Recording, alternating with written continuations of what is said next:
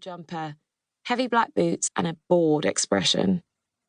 "Anna, I need you to run back to the workshop and get my flensing tool," said Ellie. "What's a flensing tool?" said Anna, yawning. "It's a sharp blade on the end of a long pole," said Ellie.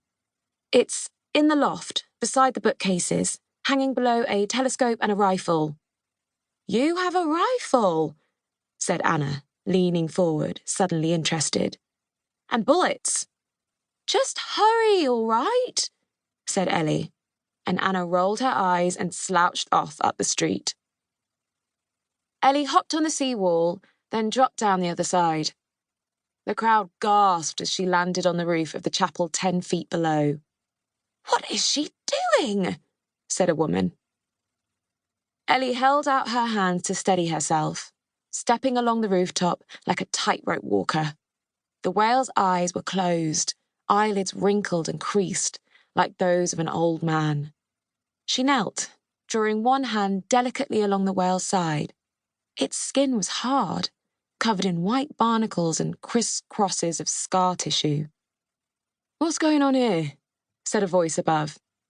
Ellie glanced up and saw a young city guardsman nudging his way through the crowd, gawky and big-eared, dressed in a black cap and dark blue greatcoat.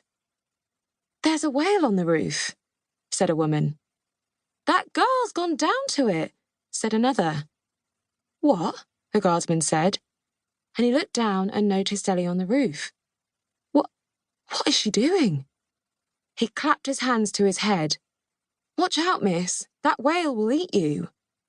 "Whales don't eat people," Ellie sighed. But no one heard. They were all talking over each other now.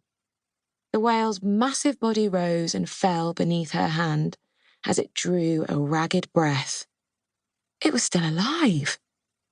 Ellie looked around, wondering if it was possible to get the whale back in the water. A ship might have been able to pull it free when the tide came back in, but that was hours away. "I'm sorry," she whispered. "I wish I could help." As she spoke, Ellie thought she heard something faint coming from inside the whale. The clamour of the crowd made it impossible to be sure. "Get away from it!" the guardsman yelled, though he seemed too afraid to climb down to the roof himself. "I think you should drag her off." "Someone call the Inquisition." "Please, I am trying to listen," said Ellie. "The preacher said the whales could breathe fire." "Please," Ellie yelled, but no one paid her any attention. She pulled a marble-sized device from her pocket, wrapped in yellow paper, and with a flick of her wrist, she hurled it up at the sea wall. There was a crack and a flash of light, and a riot of frenzied screeching as the seagulls fled. The crowd staggered back and shielded their eyes, shocked into silence. Ellie held up her hand. "Listen," she said. And so they all did. And in the silence, they could hear it, drifting towards them. It was the whale. The whale was singing. It was a mournful, melodious rise and fall, reverberating from deep within the creature. Ellie had heard whales sing before, but never one out of water. She had thought it was part of some mating ritual. Yet here was this dying whale singing, for whose benefit she could not guess. They all listened in awe for many long minutes. Then the whale opened its eye.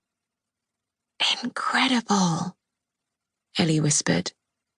The eye was the dark blue of a cold sea. It focused on her. She could have sworn it. And all she knew was its gaze and that song. And for those few wondrous moments, all the pain inside her seemed to go away. The song grew quieter, as if it were drifting off to the horizon. The eye closed, the tail stopped moving, and all was silent, even the sea. "I've got it!"